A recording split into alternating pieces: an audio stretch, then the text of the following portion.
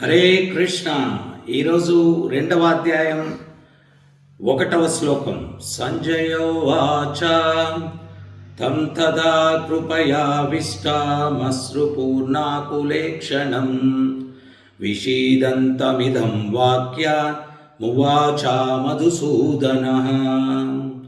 సంజయుడు పలికెను, మనస్సు కృంగినవాడై కళ్ళలో అశ్రువులు నిండి కృపాపూర్ణుడైనట్టి అర్జునుని చూసి మధుసూదనుడు శ్రీకృష్ణుడు ఈ మాటలు పలికాడు.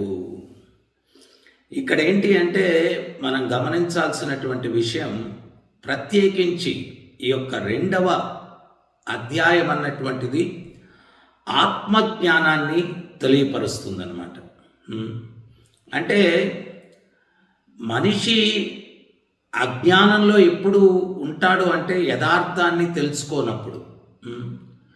భయము, ఆందోళన మనిషిలో ఎప్పుడు ఉంటాయి అంటే fear is the product of ignorance అన్నారు. అజ్ఞానమే భయానికి మూలము అని చెప్తారనమాట. ఇక్కడ అర్జునుడు గొప్ప జ్ఞానిగా వ్యవహరించాల్సినటువంటి పరిస్థితుల్లో ఆయన ఏంటి అంటే ఈ శరీరం, దానికి సంబంధించినటువంటివి వాటికి ప్రాముఖ్యతనిస్తూ ఉన్నాడు. ప్రభుపాదుల వారి భాష్యంలో ఒక విషయాన్ని చెప్తున్నారు. ఏంటి అంటే నీటిలో ఎవరైనా మునిగిపోతూ ఉంటే ఆ వ్యక్తిని కాపాడాలి కానీ దుస్తుల్ని కాపాడి ఉపయోగం లేదు. శారీరకమైనటువంటి సెంటిమెంట్, ఇప్పుడు హ్యూమన్ రైట్స్ డిపార్ట్మెంటు ఇవన్నీ ఉన్నాయన్నమాట. ఎవడన్నా ఎంత తప్పులు చేసినా కానీ వాడిని శిక్షించకూడదు, వాడు ఎటువంటి పరిస్థితుల్లో తప్పు చేశాడో అది ఇది ఇవన్నీ కూడా మనం చూడాలా. ఫర్ ఎగ్జాంపుల్, బాంబేలో చాలామందిని మారణ హోమం సృష్టించారు కొంతమంది ఉగ్రవాదులు. వాళ్ళని పట్టుకొని వాళ్ళని జైళ్ళలో పెట్టి వాడికి రాయల్ ట్రీట్మెంట్ ఇచ్చి వాడి మీద కొన్ని లక్షలు కోట్లు ఖర్చు పెట్టి, ఇవన్నీ కూడా కాదు. భీష్మ పితామహుడు మహాభారతంలో ఒక్క విషయం చెప్తాడు. ఏంటి అంటే ఎవడన్నా తప్పు చేస్తే శారీరక దృష్టితో చూసి శిక్షలు విధించకపోతే సమాజం జంతు సమాజంగా తయారవుతుంది. దండనీతి అనేటువంటిది ఖచ్చితంగా మానవ సమాజంలో మనం ఉపయోగించాలా. ఎందువల్ల దండనీతిని ఉపయోగించాలా? అది ఉపయోగించకపోతే జంతు సమాజంలో భీష్ముడు మళ్ళీ వివరణిస్తాడు. బలముండే జంతువుకే ఆహారం లభిస్తుంది, బలముండే జంతువుకే మైథున సుఖం కూడా లభిస్తుంది. ఇప్పుడు ఏదైనా తప్పు చేస్తారు ఇట్లాగా, ఇక్కడ ఈ యుద్ధం అంతా కూడా దేనికి జరుగుతూ ఉంది? వీళ్ళు చేయని అరాచకాలు లేవు. ద్రౌపదిని అగౌరవపరిచారు. ఏ సమాజమైనా స్త్రీని అగౌరవపరిస్తే దాని పర్యవసానం సర్వనాశనమే. ఇది శాస్త్రాల యొక్క సారాంశము. సో ద్రౌపదిని అవమానించారు, అది కూడా నిండు సభలో. తర్వాత పాండవులకు చెయ్యని ద్రోహం అంటూ లేదు. ఎన్నో రకాలుగా పాండవులకు ద్రోహం చేశారు. ఇన్ని తప్పులు చేసినటువంటి వారికి ఈ భగవద్గీత ఏంటి అంటే ప్రత్యేకించి క్షత్రియులు, అడ్మినిస్ట్రేటర్స్, రాజకీయ నాయకులు, వీళ్ళందరి బుర్రల్లో కూడా ఇది వెళ్ళాలి. ఎందువల్ల అంటే నువ్వు ఒక ఉన్నతమైన పదవిలో కూర్చున్నప్పుడు, ఒక అధికారిగా కూర్చున్నప్పుడు, ఒక పరిపాలకుడుగా కూర్చున్నప్పుడు నీకు ప్రజలందరూ కూడా బిడ్డలతో సమానము. తన కన్న బిడ్డలు ఏ రకంగానో ప్రజలు కూడా అదే రకంగా చూడాలా. అంటే రాజు అన్నటువంటి వాడు తండ్రితో సమానం అన్నమాట. సో అటువంటి వ్యక్తి ఏంటి అంటే సమదృష్టి కలిగి ఉండాలా. ఇక్కడ అన్నదమ్ముల మధ్యనే ఈ యొక్క కొట్లాటలు ఇవన్నీ కూడా ఎందుకు పెట్టారు అంటే భవిష్యత్ తరాల్లో జరగబోయేది భగవంతుడికి తెలుసు కాబట్టి. ఇక్కడేంటి? బంధుప్రీతి, స్వప్రీతి, తన యొక్క బిడ్డలు, అది పరివారం, ఇవన్నీ. మనవడు తప్పు చేస్తే ఒక లెక్క, పరాయి వాడు తప్పు చేస్తే ఒక లెక్క, ఇటువంటివన్నీ ఉంటాయి. అటువంటివి పరిపాలకులకు ఉండకూడదు అని ఒక మార్గదర్శకం చూపించడం కోసం ప్రత్యేకించి భగవద్గీత అన్నటువంటిది ప్రతి ఒక్క మనోళ్ళు ఏంటి అంటే నిజమైన ఎడ్యుకేషన్ సిస్టమ్ ఏంటి అంటే పరిపాలకులకి భగవద్గీత గురించి బోధించాలన్నమాట. ఈ 2వ అధ్యాయంలోనే భగవంతుడు చెప్తాడు, ఇక్కడ చెప్తున్నారన్నమాట. ఏంటి అంటే నీకు ఒక ఉన్నతమైన అధికారి స్థితిలో ఉన్నప్పుడు బంధుప్రీతి అనేటువంటి దానికి తావు లేదు. అందుకనే అన్నదమ్ముల మధ్య పెట్టారు ఇక్కడ. ఏంటి అంటే డిఫరెన్సెస్. ఎందువల్ల ఈయన అర్జునుడు ఏంటి అంటే స్వబంధువులు, అందరూ నా బంధువులు, వాళ్ళు తప్పు చేసినా కానీ పోతే పోనీలేండి, నేను వదిలేస్తాను, నేను అడుగు తింటాను కానీ నా కర్తవ్యాన్ని నేను చేయను లేదు. ఇది ప్రతి ఒక్క పరిపాలకుడికి కూడా సందేశం. ఏంటి అంటే కృష్ణుడు చెప్తున్నాడు, అరే నీ కర్తవ్యాన్ని నువ్వు చెయ్యాలా, నువ్వు శారీరక దృష్టితో చేయకూడదు. ఒకవేళ శారీరక దృష్టితోటి నువ్వు చూసి నా బంధువులు అది ఇది అని చెప్పి చూసేసి నువ్వు వాళ్ళని క్షమించేసావనుకో, అప్పుడు ఏమవుతుంది? రేపు వాళ్ళు ఇక్కడ శిక్ష పడకపోయినా కానీ భగవంతుని శిక్ష నుంచి ఎవడు తప్పించుకోలేడు కదా. ముందు శ్లోకాల్లో ఇదే అర్జునుడు చెప్పాడు. ఏమని అంటే ఈ యొక్క పెద్దవాళ్ళందరూ కూడా మరణిస్తే వీళ్ళకి ధర్మ మార్గాన్ని చూపించేవాళ్ళు లేకపోతే వీళ్ళు పాపాలు చేస్తే నరకాల్లో పోయి కష్టాలు అనుభవించాల్సిన పరిస్థితి వస్తుంది అని చెప్పి ముందు శ్లోకంలో చెప్పాడు. మరి అదే అవుతుంది కదా ఇక్కడ కూడా. వీళ్ళని తప్పు చేస్తే వదిలేస్తే అప్పుడు ఏమవుతుంది? అప్పుడు అరాచకాలు పెరిగిపోతాయి, ఎవరికి కూడా భయం ఉండదు. ఇప్పుడు అందుకనే చూడండి, పెద్ద పెద్ద తప్పిదాలు కూడా చేస్తే పెద్ద ఎవరు భయపడట్లేదు. ఇంతకుముందు ఒక చిన్న తప్పిదం చేయడానికి కూడా భయపడేవాళ్ళు, ఇప్పుడు ఎవరు భయపడట్లేదు. ఎందువల్ల?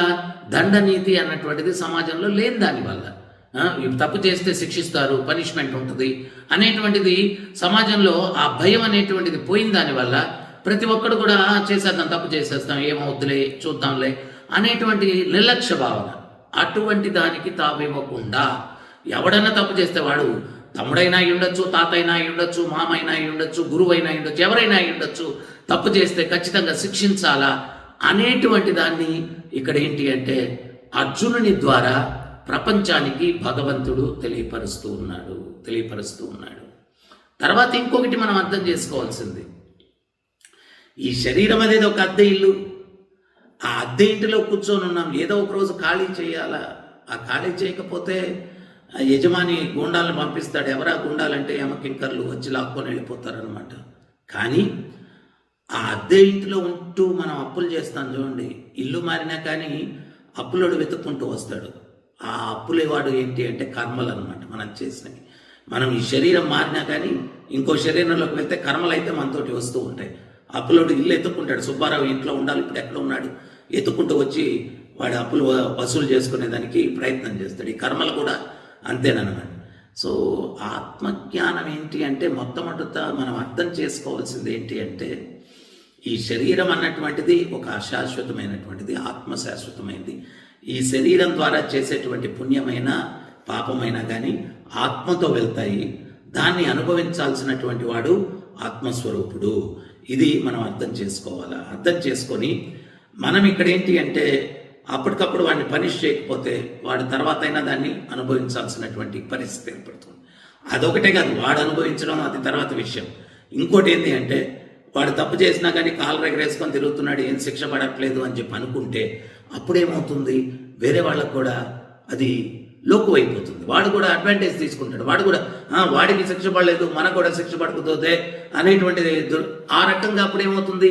వ్యక్తుల్లో దుర్మార్గపు చైతన్యం, ఏమైనా చేసి గెటాన్ అయిపోవచ్చు అనేటువంటి దుర్మార్గపు ప్రవృత్తి పెరుగుతుంది. అప్పుడేమవుతుంది? సమాజంలో లా అండ్ ఆర్డర్ అదుపు తప్పుతుంది. సో వీటన్నిటికీ కారణం ఏంటి? మొట్టమొదట శారీరక భావంతో చూసి మనోడు తనోడు అని చెప్పి వదిలేయాలా, వాడెంత తప్పు చేసినా కానీ అనేటువంటి భావన నుంచి సమాజంలో ఎంత కుళ్ళు ప్రబలిపోతుంది, ఎంత దుర్మార్గం ప్రబలిపోతుంది, ఇవన్నీ కూడా ఆలోచించాలి. సో అందువల్ల ఇక్కడ మనం స్పష్టంగా ఏదైనా కానీ తత్వాన్ని అర్థం చేసుకోవాలి.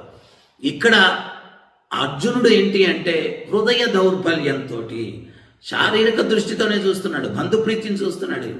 ఒక పరిపాలకుడికి ఉండకూడనటువంటి లక్షణం అర్జునుడిలో ఇప్పుడు మాయామోహితుడై అది ఆవహించింది. ఒక పరిపాలకుడికి ఉండకూడదు ఆ లక్షణం. అది ఉంటే సమాజం నాశనం అయిపోతుంది. సమదృష్టి ఉండాల. అది ఉన్నప్పుడే సమాజం ఉద్ధరింపబడుతుంది, ప్రత్యేకించి పరిపాలకుల్లో. అందుకనే భగవద్గీతలో భగవంతుడు అదే చెప్తాడు, యద్యద్ ఆచరతి శ్రేష్ఠ తత్తేవ తరోజన సాయత్ ప్రమాణం కురుతే లోకస్తదన వర్తతే.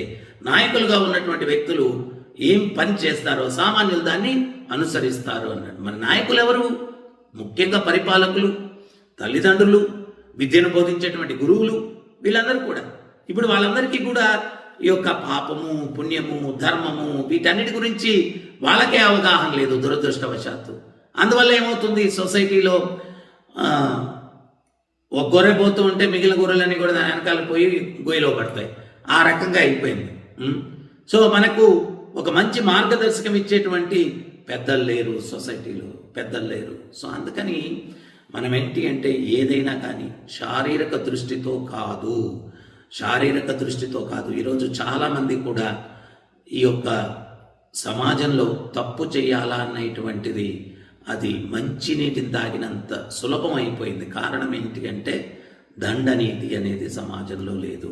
ప్రతి ఒక్కరికి ఆధ్యాత్మిక జ్ఞానం లేదు. దానివల్ల హ్యూమన్ రైట్స్ అది ఇది అని చెప్పుకొని ఈ యొక్క చట్టాలని నిర్వీర్యం చేసేసి సమాజంలో ఒక భయము, భక్తి అనేటువంటిది లేని దానివల్ల విపరీతంగా హింసా ధోరణి అన్నటువంటిది సమాజంలో పెరిగిపోతూ ఉంది.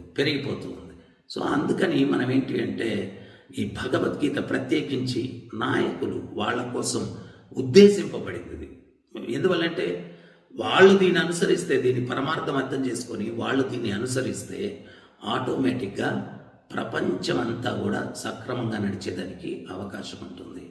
పార్లమెంట్ సెక్షన్లలో, అసెంబ్లీ సెక్షన్లలో వీళ్ళకి నాయకులకి ట్రైనింగ్ ప్రోగ్రామ్. ఎందువల్లంటే చిన్నప్పుడు వాళ్ళు ఎవరో బ్రహ్మచర్యాన్ని పాటించలేదు, అక్కడి బ్రహ్మజ్ఞానాన్ని తెలుసుకోలేదు, ఈ ప్రకృతి నియమాల గురించి వాళ్ళకి ఏంటో తెలియదు, ధర్మం ఏంటో తెలియదు. అందువల్ల అసెంబ్లీలో, పార్లమెంట్లో ఈ యొక్క భగవద్గీత ఖచ్చితంగా వాళ్ళకి సబ్జెక్ట్గా పెట్టి దీన్ని అర్థం చేసుకొని దానికి తగ్గట్టుగా పరిపాలన చెయ్యాలా అనేటువంటి ఒక చట్టాన్ని తీసుకొచ్చినప్పుడే ఈ భారతదేశం బాగుపడుతుంది. ఇది అక్షర సత్యం. దీన్ని ఏ రోజు మనం పాటించగలిగితే ఆ రోజు ఈ దేశానికి బంగారు భవిష్యత్తు. ఇంతకు ముందు రోజుల్లో రాజులు ఆ రకంగా ఉన్నారు. అందుకనే వాళ్ళని ఏమన్నారు అంటే రాజర్షులు అన్నారు. రాజర్షి అంటే రాజు, ఋషి రెండు కలిపితే రాజర్షి అంటే సెయింట్లీ కింగ్ అనమాట. ఆ సెయింట్లీ కింగ్ ధర్మం తెలిసినటువంటి రాజులు పరిపాలించినప్పుడే. అందుకనే భీష్మ పితామహుణ్ణి ధర్మరాజు ధర్మ సందేహం అడుగుతాడు. ఏమని అడుగుతాడు? రాజుకు ఉండాల్సినటువంటి మొట్టమొదటి అర్హత ఏమిటి అంటాడు. అప్పుడు భీష్ముడు అంటాడు భగవద్భక్తుడై ఉండాలా. ఎందుకు భగవద్భక్తుడై ఉండాలా? భగవద్భక్తుడే భగవద్గీతను నమ్ముతాడు. భగవద్గీతను నమ్మిన వాడే సక్రమంగా ఈ యొక్క బంధు ప్రీతి లేకపోతే కుటుంబ ప్రీతి ఇవన్నీ లేకుండా నా మన అనేటువంటిది లేకుండా వాడు పరిపాలించేదానికి అవకాశం ఉంటుంది. అందుకోసము భగవద్భక్తుడై ఉండాలా. భగవద్భక్తుడు భగవద్గీతను అనుసరిస్తాడు. భగవద్గీతను అనుసరించిన వాడే ఆత్మదృష్టితో, శారీరక దృష్టి లేకుండా ఆత్మదృష్టితో పరిపాలిస్తాడు. అప్పుడే ప్రతి ఒక్కడు కూడా సుఖశాంతంతో జీవించేదానికి అవకాశం ఉంది. అందువల్ల భగవద్గీత అన్నటువంటిది సొసైటీలో, సమాజంలో ఉన్నటువంటి అన్ని క్లాస్ ఆఫ్ పీపుల్కి, అదేదో కేవలం బ్రాహ్మణులకి, పూజారులకి, సాధువులకి వీళ్ళకి కాదు. అసలు ఎవరికి చెప్పారు భగవద్గీత? అర్జునుడికి చెప్పాడు భగవద్గీత. అర్జునుడు ఎవరు? సన్యాసి కాదే. అర్జునుడు ఒక భక్తుడు, ఒక ఏదో బ్రాహ్మణుడు కాదే, క్షత్రియుడు. సో ఒక పరిపాలకుడు. సో పరిపాలకుడికి ఖచ్చితంగా గీతా జ్ఞానం ఉండాలా.